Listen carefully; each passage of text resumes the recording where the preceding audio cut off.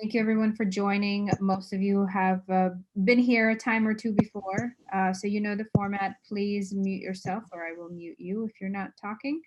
Right now, we are very happy to have an alum of the program, Francisco. And the topic is going to be new president, new vision for infrastructure. And Bill Emick is the director of the program, executive director of the Picker Center. If you can say a few words to introduce our speaker, that would be great.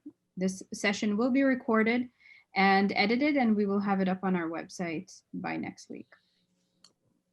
So thank you, Valerie. Valerie and Jeremy Saballo of the Picker Center have been the people who really have kept this thing running like clockwork since the late spring of last year. And we pretty much have been on air every Wednesday for quite some time, and appreciate you repeat visitors. It's great to have you here.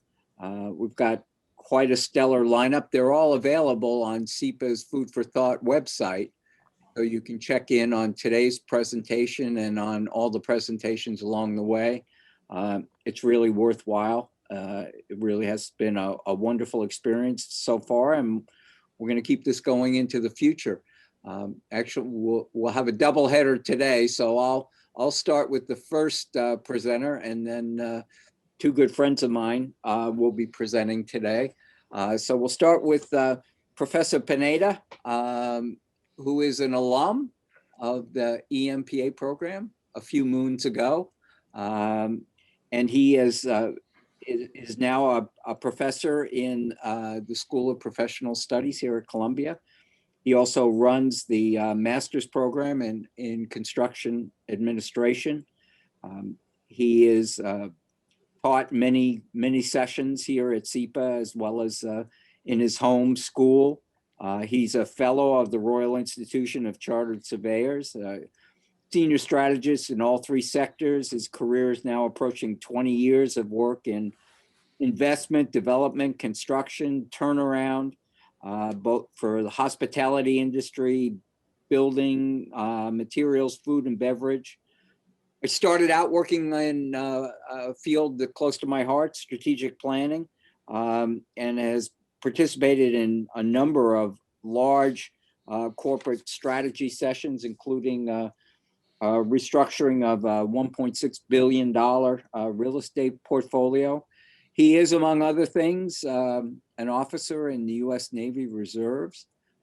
He's been a presidential leadership scholar for the U.S. Presidential Foundations. He's also a co-founder of the Columbia Construction Diversity Initiative, which is something very important here at Columbia and important to us. And in fact, one of our upcoming speakers is one of his partners in that effort, and also EMPA alum, Tanya Pope, and she'll be with us in a few weeks. Francisco also served on the Biden Infrastructure Policy Committee in 2020. He's been part of the Infrastructure 4.0 group for the World Economic Forum, number of assignments with the Urban Land Institute. He's just a terrific guy. He's been involved in a lot of the construction projects around New York in recent years, the Penn Station modernization, the Delta Terminal at LaGuardia, Manhattanville. Just a fantastic practitioner, a fantastic teacher. He has, as I said, an MPA from SEPA. He also has an MBA from the business school. And his bachelor's degree is from the University of Kent in the UK.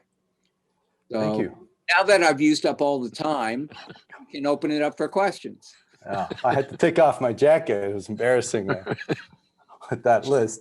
Thank you, Bill. I'm very happy to be here. I'm a big fan of Dr. Emick's. He was my teacher and mentor many years ago and continues to be. Also have my dear friend and colleague, Professor John Parkinson, Marine Corps veteran, and like me, a Supply Corps officer who is part of the program at SPS and has a great background in infrastructure in the United States. So I see some of my students, glad to see a few others. I think we're going to keep this sort of informal, maybe a brief overview. If you've had a chance to read that article, I'm happy to go through it and maybe provide you guys a little bit of context of what's going on. There's two big things happening. One is a stimulus bill. We're all waiting for it to make its way through the House. It looks like it has, and over the next 6 to 8 weeks, we'll probably see clarity. Most of those funds are going to be allocated towards bridging the budget deficits at city and state level agencies and for immediate and urgent state of good repairs. Very little of that is going to be earmarked for new capital projects, especially ones that are not critical. And I'll talk to you a little bit why that is. Obviously, the big chunk in that stimulus bill is also more socially oriented and towards some of the large and small companies, economic development initiatives and others. But the big thing everybody's waiting for is for this larger purported infrastructure bill, the one that President Trump had campaigned on, and I have said jokingly, and there was an article, I think, in Bloomberg that instead of a large infrastructure bill, we got a lot of infrastructure weeks. And this has been a story arc, I think, that has been around for almost every administration. I think for the first time, a couple of major forces have come together for this to be a very, very real major infrastructure bill, one that we probably haven't seen in this country in several decades. And we'll talk a little bit about that. I think there was a good article that the RICS put out, which I think lays these big forces together in a good structure. One, the business case for infrastructure has essentially been made. There's a lot of work both at the scholarship level with academies as well as think tanks and institutions and industry itself that has shown that infrastructure not only is something that stimulates the economy, builds jobs, but has a lasting impact. Some cases negative, some cases positive. And really the big number that everybody focuses on is this multiplier effect of infrastructure, because in the United States, we have come to talk about policy as a derivative of economic growth and economic policy. I'm not sure that's always good, but that's how we sort of think through policy making and how we socialize and sell ideas. So that's an important thing. The Global Infrastructure Hub has actually done a deep dive on this, both longitudinal and across sectors that has built on that literature. And that's showing that not only has that multiplier been between 1.5 to 2x, but if it's done in a concerted effort across regional jurisdictions like the EU or Asia Pacific, it actually has a much larger impact, up to 3. And there's been other studies that have shown that in recessionary down cycles, that impact has even been higher. So that business case is there for infrastructure. The business case for P3s has obviously been made internationally. In the US, it's had a bit of a mixed bag success and storyline. I think that has more to do with us as Americans and how our government is structured and how our policies are rolled out than the model itself. But again, it has worked, and it has worked well. The other piece of this is that it is a very valuable asset to think through an economic development agenda, whether that's on a small local micro scale or at a larger regional and national level. You can scale this role of infrastructure as it relates to water, sewage, road transport, urban transport, the long list of critical infrastructure. So it can be applied big and small. And then, lastly, and I think this is an important part, is a big question we're struggling with in the US is that this isn't just an economic activity. This isn't just something that, engineers get excited about. The big question here is that this is supposed to be a social enabler, supposed to be an infrastructure that builds national, local, regional capability and ensures and secures the wellness of our citizenry, helps them get to their jobs in a clean, efficient, and effective way. It helps connect people. We don't have a great history of that, obviously, with marginalized and minority communities in the past having been casualties of large central urban planning programs. I'm not going to get into that today, but the 5 cases or the 5 or 6 reasons out there are important to notice. The other very important thing to talk about is that there's major confluence of situation of issues that we're dealing with. We are in a recession, we are in a pandemic, and I believe this is very much my personal belief, that everything going forward is going to be political. I don't believe that in the next 2 or 4 years, a decision is going to be made at the federal or state level or congressional levels that is not entirely informed through a political calculus. I think the Democrats are living with the ghost of Obama's midterm elections, that they will lose control of the House or the Senate. We have seen recently in the CPAC conference that certain conservative factions of the Republican Party have not only significant influence and enthusiasm amongst the voter base, but have a big platform. So I think that whereas historically we were viewing infrastructure as something practical and something that'll help connect economic clusters, is that we're going to start viewing it, and we know for a fact, President Biden and the team is very much viewing this as a social imperative, particularly to address not just urban centers, but more rural and some of the economies in the Midwest, where some of these old traditional Democratic voters were lost to Trump in 2016. So in that respect, Trump's infrastructure policy, which I had the pleasure of being a part of, was really built on a mission-based set of goals. One, it's got to be modern, not just rebuild, not just repair, which has been historically most of our spend. I don't remember the number off the top of my head, and maybe John, you can fill this in. It's either 70 or 80% of traditional infrastructure spend is repair, maintenance, and upgrade, state of good repair, often legislated and required. But that it has to be modern. It has to address modern needs, modern climate challenges, carbon issues. Number 2, it's got to be practical. And I think one thing I liked about it is that the focus was on the auto industry that has historically been very difficult to get buy-in from. Car emissions are not the only large source of emissions. We know that.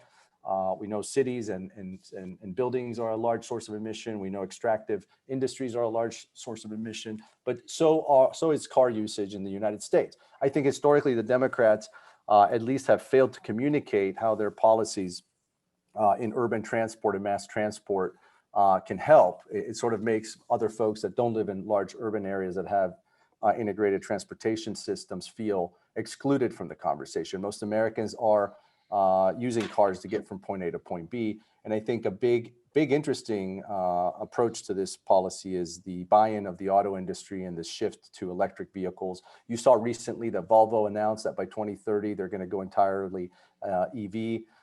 You heard Ford make similar announcements. And part of this is based on an important lesson that Tesla learned when they rolled out their cars, is that they didn't have the infrastructure. It's one thing for folks to buy an electric car, and it's another thing for it to be useful. If you can't charge your car between LA and San Francisco, what's the use of an electric vehicle? So they went out and built out their own charging infrastructure station. And I think most of the focus with this new bill is going to be on ensuring that there are funds that will support the build out of electric charging stations across the country. And John, I think you talked quite elegantly a little about some of the union buy-in on this front. Right, and that's and it's an important point too in how this is going to address the sustainability priorities for the new administration. The source of energy, for all of those charging stations, every bit as important as as the shift to propulsion, in the private automobile as well as commercial fleets, but also the sourcing of that of the energy is going to be a huge part of the renewables. As an example, as primary drivers, literally, pardon the pun. But you're right, Fran. The idea of the vast majority of the of funding that's been allocated from the Highway Trust Fund, sourced originally from the gas tax, with, you know, higher efficiency vehicles and more electric vehicles, the gas tax isn't collecting as much, you know, and it's double pressure, right? They're opposing forces at that point. And, you know, at a time when more is needed. And so a big part of the smart element of investment, you know, from the federal government, that so it's additional funds, you know, but it's going to be leveraging access to the funds at the state and local level. A big part of that is, you know, is this idea of expanding capacity while you're, you know, while you're trying to keep up with the good state of good repair. So good example of that is just recently, Macquarie and Transurban were awarded or selected as the preferred bidder for the public-private partnership for the Maryland Department of Transportation, an $11 billion program, the first phase of which $3.7 billion for conversion of general purpose lanes, or sorry, improvement of the general purpose lanes around I-270 corridor, extending into suburban Maryland from the Beltway, and then the Maryland portion of the Capital Beltway, Interstate 495. You know, a huge part of that is going to be, you know, now applying not just tolling the road, but applying high occupancy vehicles for a managed lane solution. So easing congestion, improving the state of repair of what we'll call the general purpose lanes, and then using managed lanes, much the way the Virginia Department of Transportation has done on their portion of the Beltway, and then extending down Interstate 95.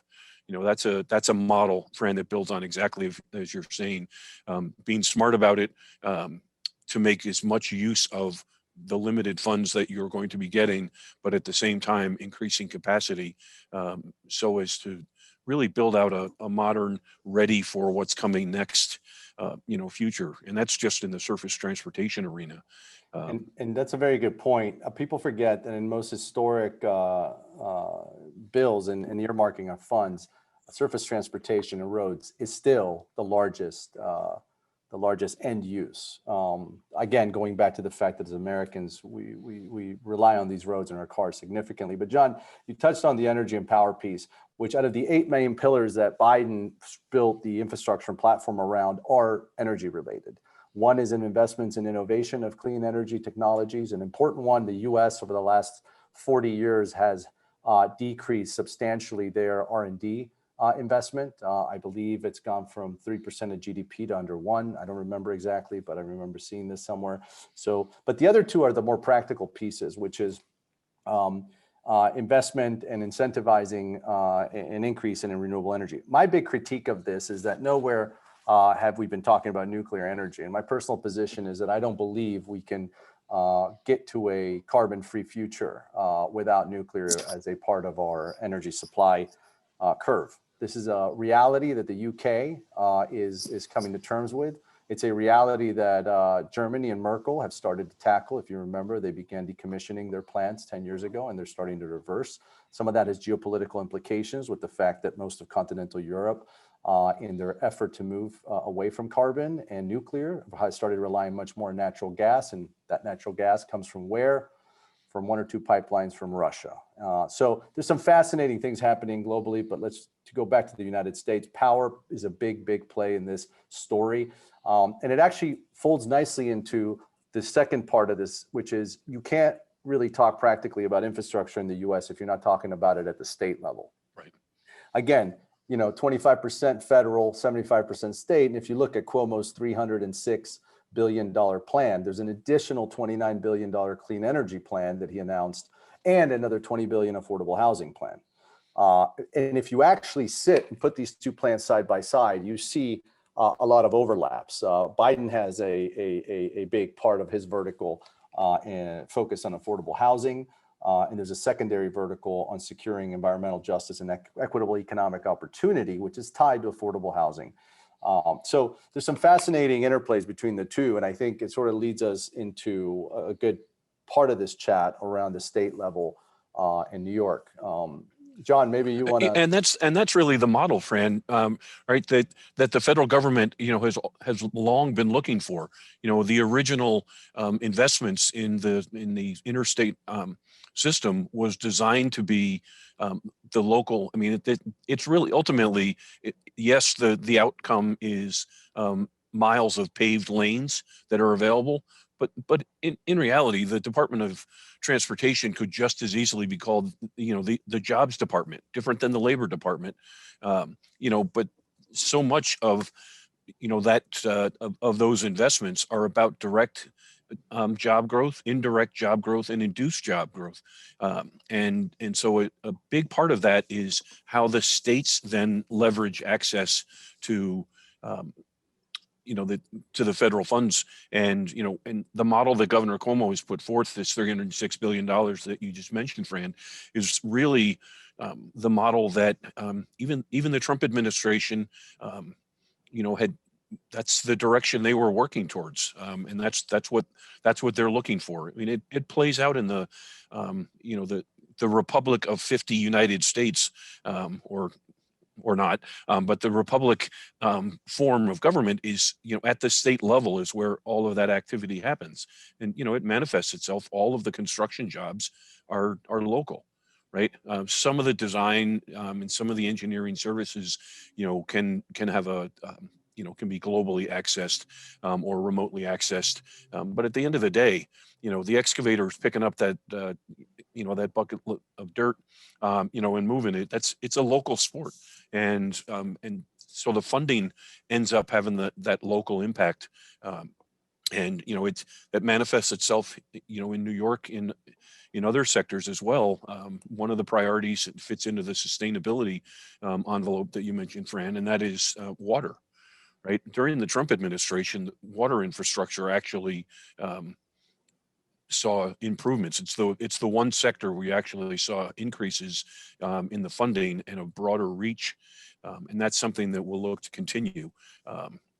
Partially that's driven because the social inequity argument, when one goes back to, the neighborhoods like Flint, Michigan, there was a challenge there,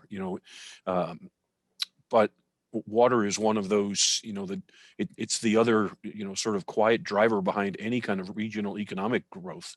Any government that's interested in attracting a new business or relocating, businesses, a new plant or headquarters, whatever it's going to be, water is just about as important as anything else to, as it relates to commercial and industrial Which development. reminds me of the great origin story of one of our first mega projects, the Hoover Dam. That's right. If you remember the droughts in California a few years ago, how politicized they got with the farming communities in Central California. So yeah, this is the state story, I think, is the more interesting one and the more dramatic one. And one of the things too to think about, and again, I want to open it up to Q&A. We don't want to just talk about what we want to talk about. I want to hear what you're interested in, is that there's also a big knowledge gap. And I think opportunities for, us students and folks that are interested in this space. One example is New York State's design build legislation. It's a great idea. Does it work for every asset type and asset typology? Maybe not. Do you really need a design build? Can you use design build for complicated multi-element project like an airport that's got civil works and it's got mechanical systems that cost $300-400 billion, that's got a real estate and retail and entertainment play and security and all that stuff? Is that maybe a different? But the long story of this is that ultimately these type of policies and legislations force on these agencies a requirement to adjust to new procurement methods that may not always work and where knowledge might not exist. And I think this is where you start talking about, well, P3s are a great idea, but how in reality are you going to execute them? And as my friend Frank Darconte over at NYU says, well, it sounds great, but when you look at certain P3 projects that now have hundreds of millions, even $1 billion in claims, can that be deemed successful? How do we define success? And I'll wrap it up by saying that one of the big frustrations I've had is that and I started this journey, I said, how in God's green earth do we not have a national strategy? Now we can't. John touched on it. We have a system of government, whether we love it or not, that is a republic And there's significant mandates and responsibilities at the state level, but we could at least have a state level infrastructure policy. You know, the UK is a great example. You know, they are about the size of the state of New York or California or Texas. They issued what I thought was a pretty good framework, at least a guiding principle for an infrastructure strategy that ties in the social benefits, that ties in a big end goal, which is decarbonization, which really, it's a system, right? This isn't one-off ad hoc projects, which unfortunately is how in the US we have planned infrastructure. Oh, we need a bridge and we need, maybe there's a tiny program over here like Gateway, but we haven't thought about this thing, how it's integrated. And what we've gotten is multi-jurisdictional interfaces. Amtrak and the Northeast Corridor is a great example, where you're having to deal with the politics of Amtrak and the MTA that shares those lines, that is a tenant of Penn Station with then Metro North, which is a subsidiary within the MTA, and Connecticut. I mean, this thing's a nightmare. Now, I mean, we may or may not fix it, but at least we can start getting to a more strategic thinking around how infrastructure affects us at a metropolitan level or at a regional level, to plan accordingly in these larger urban systems, and to think about, you know, what role do the banks, what role do the planners, what role do the educators play in all of this? And ultimately, you know, does it make more sense? One thing I like to say is, does it make more sense to build these crazy mega projects? And those of you know that we're very interested in this space, but maybe we don't need more mega projects. What about micro projects? What about impermanent infrastructure? You know, if we're changing, and if climate is creating changes, changes on the coast and patterns of demographic patterns changing, do we really need to be spend billions of dollars on a new BQX?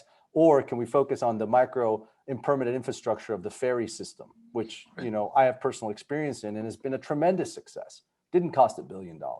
You know, and I think thinking a little bit more like this and having these conversations can perhaps advance, if not a national strategy, a metropolitan strategy about different solutions and mobility solutions, as well as, you know, influencing corporations to get away from their big towers of HQ in the center of the city and think about a hub and spoke model for folks to pop in and out and not have to commute from Jersey City or Westchester, stuff like that. I'll leave it at there, open it up to Q&A, unless John, you want to.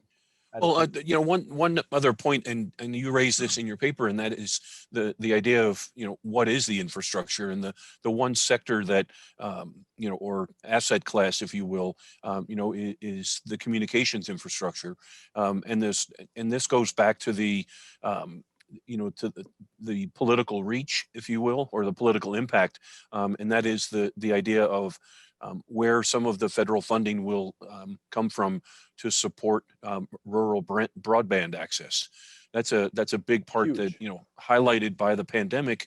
You know, the number of even in dense urban environments where people don't have the assets to be able to be connected, to get, you know, to be able to enjoy this, you know, this exact it's funny dynamic. You said this, but I was on a call with a friend who just got an appointment, and he said that he's hosting the University of Wisconsin because they just were awarded $4 million to do a pilot research to look into the impact of access to broadband in rural communities. So that's 100% one of the, I'm glad you brought that up. I always forget to talk about ICT. No, it's big, and, you know, and where that's going to manifest itself in the, you know, every one of the so-called red rural states, amongst the state legislation that has been churning over through the end of the Trump administration, every one of them had a public-private partnership proposed for, you know, for rural broadband accessibility, that went beyond. Also, every one of the 50 states had a upgrade to the 911 system. You know, and it's the same backbone, it's the same infrastructure. And it's a matter of, you know, figuring out ways to be able to put it to best use based on the needs within the, you know, within the state boundaries. Okay. Perfect.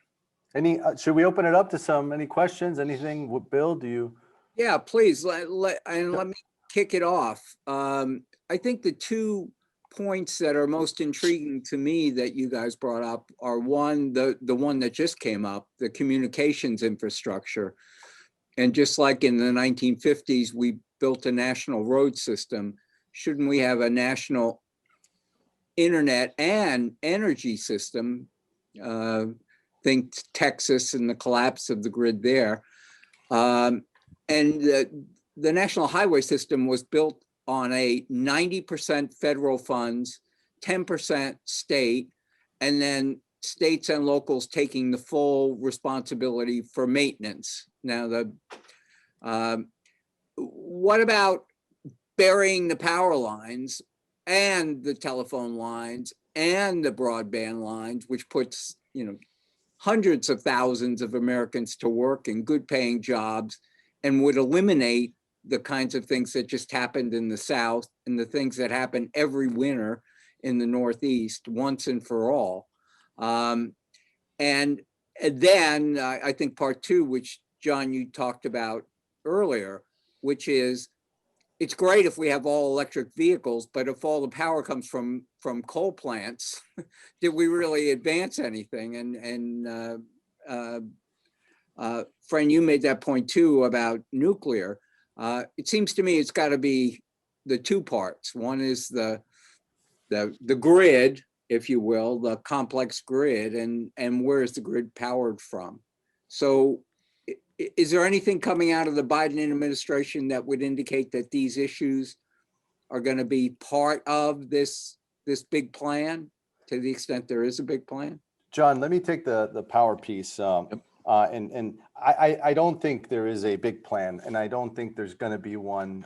I think what there will be is independent large projects. The only good thing about the mega project conversations are that they are quasi-regional in scope and impact, and at least does force considerations that, as you say, are systems wide.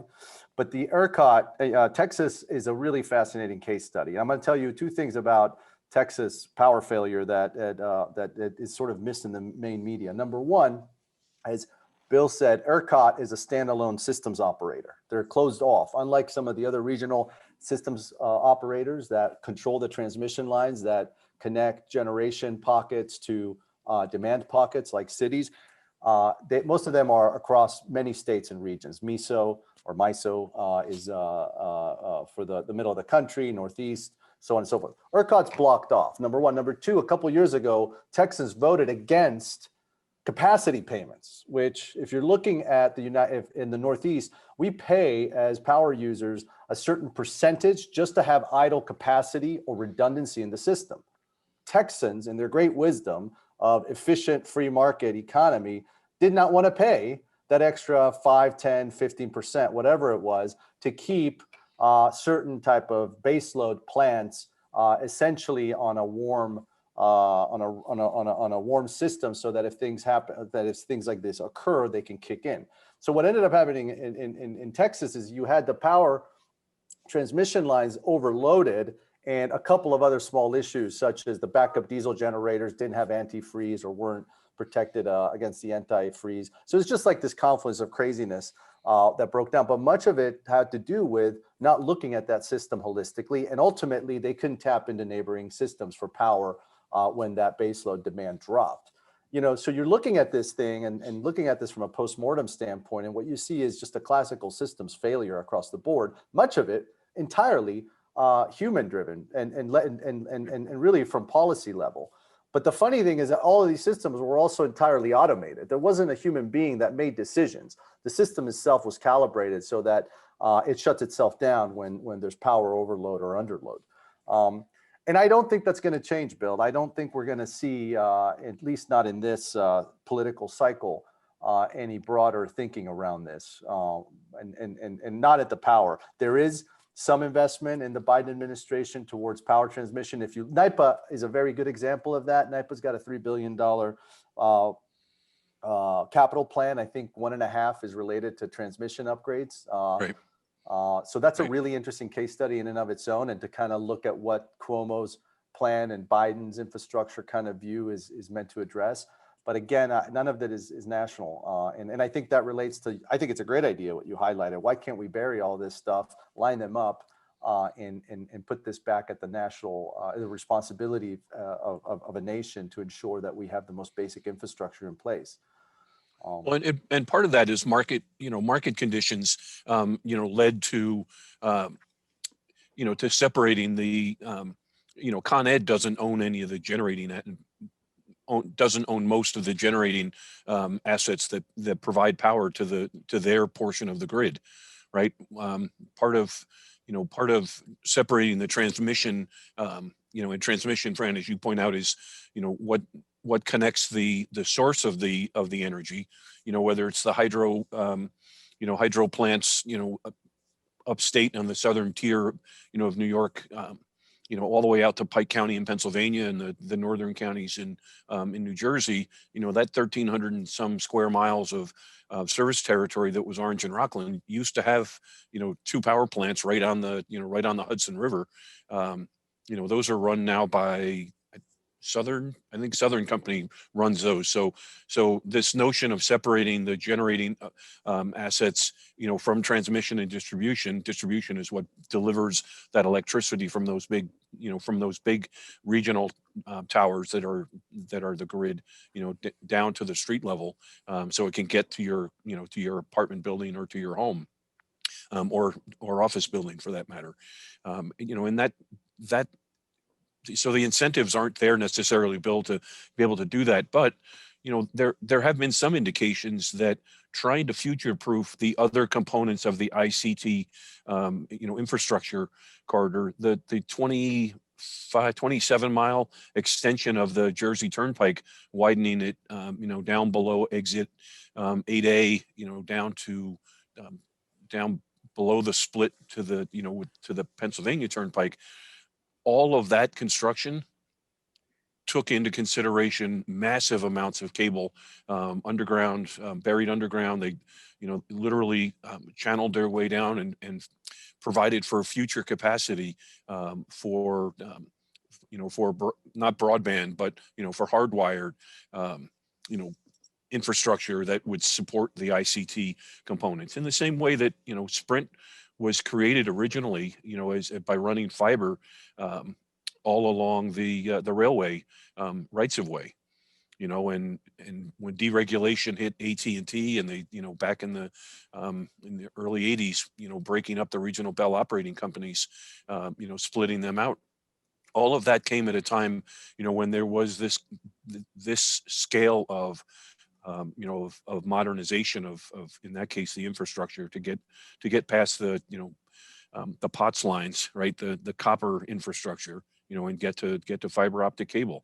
There is that opportunity to do that, some of that now, but so much of that's been overtaken by wireless, right? So the key then is if you can provide that broadband access, the 5G, is a huge step in that regard.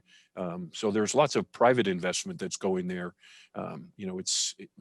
It's making sure that within the state boundaries, not the interlata, across the state line connections, but within the state boundaries, is really, bolstering it there. And again, that gets around to the, Governor Cuomo's plan, to really help build that out. I think it's where we'll see that more, is going to be, intra-state, investment that gets to be made there. Hope that answered the question. The beginning. Okay. So the other thing that, is going to be interesting, I think, in the context of the federal government participation is seeing what the Labor Department may be able to do. There are 10 million more people out of work today than, or maybe it's 9 and change million more people that are out of work today than were out of work this day last year. Right. And so, there is still, so the recessionary pressure, Fran, that you talked to before. I mean, this is Depression era, unemployment, in that context. And so.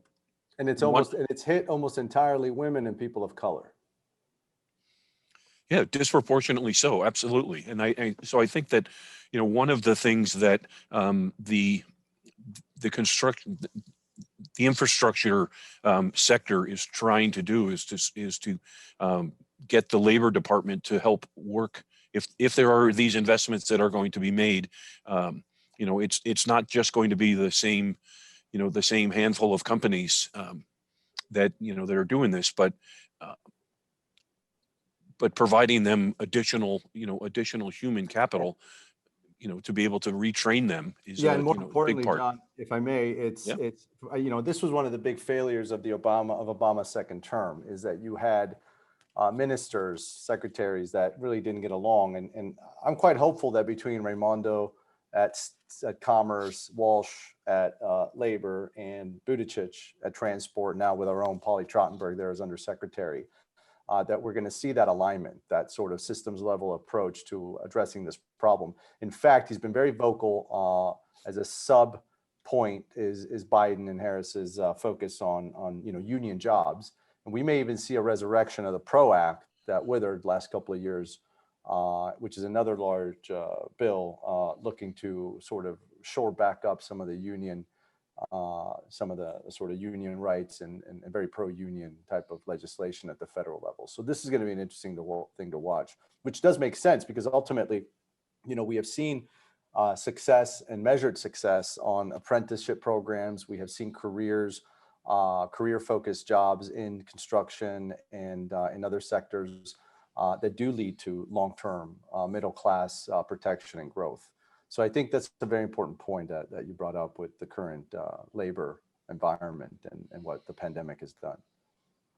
Hey guys, there's a question in the chat from Richard about land use control at the local level being a potential obstacle to an infrastructure policy, a national infrastructure policy. I know both of you guys are very familiar with the NIMBY and all that. And let me throw a twist into that, add into Richard's question. What's your assessment, Fran, of how successful has Columbia been in terms of new construction, involving community, and expanding the amount of the spending that goes to people of color, women, small business? An enormous amount of money that's been spent over the last decade. So yeah, big question with lots of aspects. No, that's a great. I'll take one part of it and Columbia and John. John and I actually were talking about this, particularly, is there a site for NEPA reform, which, at the mega project level is a major obstacle that's sort of been perverted. What was meant to be protection of environmental assets has been perverted by NIMBYists to hold back some important infrastructure projects. Maybe others not so important. Maybe the high-speed rail to Vegas is not that important. I don't have an opinion on it, but obviously it's a harder sell. But it has been used for just block other sort of infrastructure. So it's a big issue.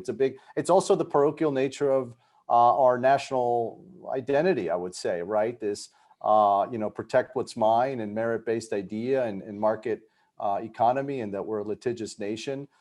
So I definitely think there's got to be a mechanism whereby there has to be a process where we go back, think about the benefit to the larger group in society and not just to particular neighborhoods. It's a great question. I don't have an answer to it, but we can look at other systems of local government. The United Kingdom, again, has, and in London specifically, really has empowered local communities to their councils to control all the land use and zoning that happens within, sort of a macro neighborhood area. And that's been relatively successful. There's been some failures around, other planning initiatives. And maybe that's something we can look at as a solution. We have a major problem in this country on this point. And I think it's more structural, and it's more important at the social piece, where you have this, there's a great article in American Affairs about the double-ended knot. So the relationship between zoning boards and school boards that has been probably the most powerful unintended force in exclusionary education and housing, discriminatory housing in the United States, right? So can you break that apart? Some jurisdictions have by creating unified school districts. So this is a really complicated topic as it relates to the U.S. and and all the different mechanisms people are using to protect their little plot of land. Colombia, I think, is a great example of both something that started off perhaps not so well. For those of us who remember, I think, Bill, in fact, my first year at Columbia was when we announced the Manhattanville project. We had that lawsuit. And again, this was an important process. Maybe we went at this a little bit too unilaterally. And what came out, I think, after several years of discussion, is a really powerful program, one that has been looked at by both the city and state as a model. We have funded and developed, with the leadership of Laverna Fountain and Tanya Pope, an incredible pipeline of training. We've put a lot of money into the community. We've integrated into the community, into the decision-making process, not just the community board, not just local grassroots organizations, but ESD subsidiaries like the Harlem Development Corporation, to ensure that both that job that we have, the $7 billion development, is providing jobs to MWB contractors. We're not mandated as a private institution for MWB participation, but we self-impose that mandate on us. We've done a phenomenal job in ensuring that not only minority and women-owned contracting firms in New York, but in our local area, which I think is 17 zip codes, are included, but that we're training them to participate. And just think about this: on a 20-year construction project, you can graduate high school, can go to college and retire and have built a whole career and have been able to support a family in the middle class. So this isn't, there's these long-term effects here that I think Columbia has done a great job in beginning to surface. And you can't do that without this longer-term vision, trying out different things,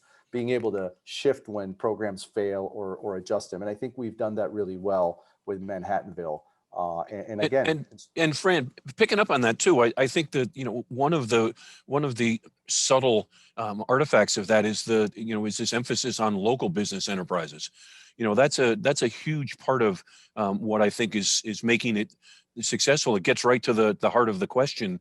The NIMBYism. I mean, when the community boards are become vocal support for a project like this, because they see the future of the people who who live in those zip codes, as you just described, I think is a huge component of this. So it doesn't feel like you're importing jobs or importing employees to fill those jobs.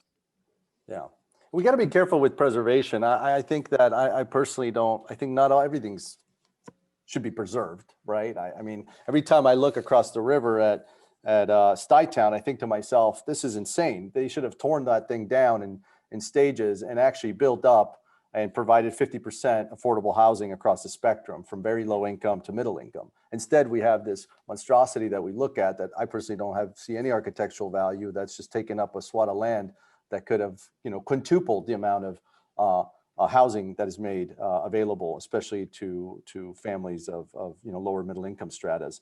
Right. There was another component to the question too, and that was the local politics in addition to land use.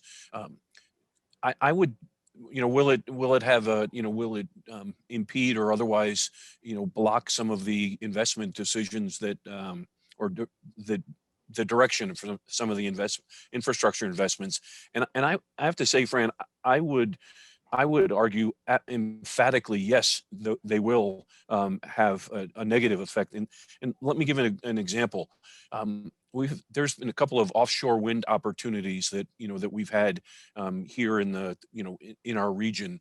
Off of Montauk, there was a fairly substantial proposed development. The governor was there. A big dog and pony presentation about what they were going to do to take the out east, the eastern end of Long Island, basically generating most of its power through this this offshore wind farm. That's not going through because of local land use dynamics. You can't run a cable from offshore through there, because that's where this particular flounder fishing is going on, and it's apparently it's that kind of socially important. The federal government has not been a big help in this regard, but where it can have a constructive element, the same group that that developed that proposal and had that all fired up and ready to go, also had one in in an area between Martha's Vineyard and Nantucket, Yeah. and too many millionaire vacation homes, to allow that to go through. But the first offshore wind development in this country is off Block Island.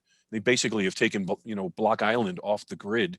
They're very much a part of the grid, but they've taken them off the dependence on the rest of the grid for generation of their power. In fact, they're net bringing power back on, on shore. And the specific sightings for those 5 wind turbines that that were the first offshore wind development in this country, the specific sighting for those is because it's on state land, because it's not controlled by the federal government, a la the call for NEPA reform that you mentioned, Fran.